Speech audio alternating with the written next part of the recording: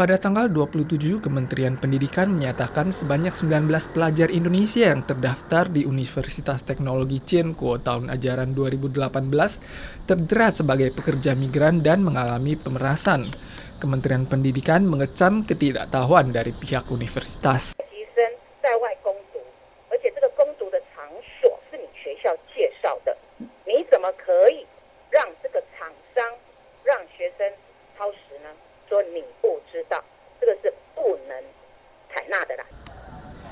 Pelajar yang dipaksa kerja lembur ini melapor kepada Kementerian Pendidikan bahwa paspor mereka ditahan oleh agen magang.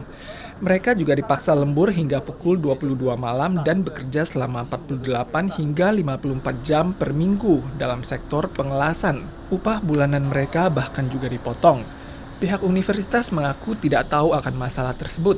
1月到5月有这种情况，我们现在发现了以后，也开始请他们就是会一定要20小时，严守这个规定，不能超过。非法超时工读的话，我们将会予以记大过；严重的话，我们也会予以退学。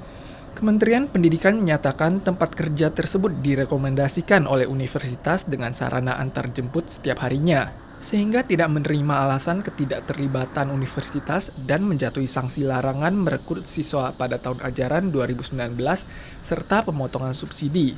Investigasi akurat akan dilakukan untuk memeriksa pelanggaran hukum pidana oleh universitas. Musim hujan pelam segera berakhir dan diikuti oleh musim taifun. Biro Cuaca Pusat mengantisipasi peningkatan jumlah taifun dari bulan Juli hingga September tahun ini. Sekitar 3 hingga 5 taifun diprediksi dapat melanda Taiwan. 今年呢是属于比较弱声音的这种情况啊，我们也发现到其实是弱声音海水温度还是属于比较偏暖的。如果说在海面上形成台风的话，我们估计距离台湾可能也有一段距离。 所以它的强度会比较接近圣婴的这种情况，所以在这种情境之下，侵袭台湾的台风的强度也有可能是会比较强的。 Saat ini El Nino berada dalam tahap pembentukan pada permukaan laut tropis.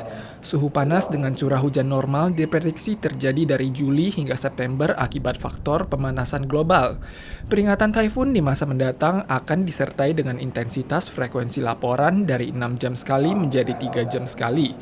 Tekanan udara rendah tropis di wilayah selatan Jepang saat ini telah menguat menjadi taifun nomor 3, yang kini telah berada di perairan luar Kabupaten Shizuoka.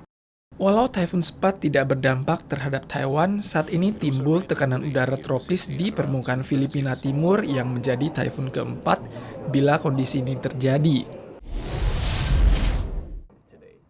Kasus wabah FAW kian bertambah. Hingga tanggal 26 tercatat sebanyak 173 kasus dengan penggunaan pestisida pada lahan seluas 48,67 hektar. Bonus sebesar $10.000 Taiwan juga akan diberikan kepada pihak yang melapor dari tanggal 8 hingga 21 Juni.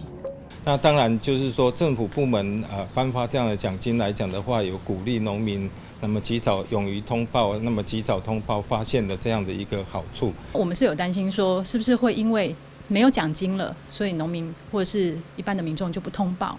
我们还是希望自己的产业自己救，一定要去多做一些巡田的动作。 Saat ini bonus hanya diberikan kepada 1 orang karena laporan memerlukan waktu untuk tahap proses. Kini wabah FAW telah ditemukan di Kinmen, Matsu, dan Penghu. Selain Kabupaten Nantou dan Kota Chiayi, seluruh wilayah Taiwan telah diserbu oleh wabah FAW. Para petani juga diingatkan untuk meningkatkan pengawasan dalam memberantas benih FAW. 一个软块里面包含了100到200个卵，一个世代它几乎可以采下将近1000个卵，所以剪除软块是在防治上一个很重要的工作。 Saat ini langkah pencegahan telah memasuki tahap kedua. Badan karantina menjelaskan jumlah laporan beberapa hari ini telah berkurang seiring tidak adanya bonus di Kabupaten Chiayi. Namun angka ini masih belum dapat menentukan tren perkembangan wabah. Karantina pusat mengimbau agar para petani dapat mematuhi kebijakan dan berupaya mengendalikan wabah ini.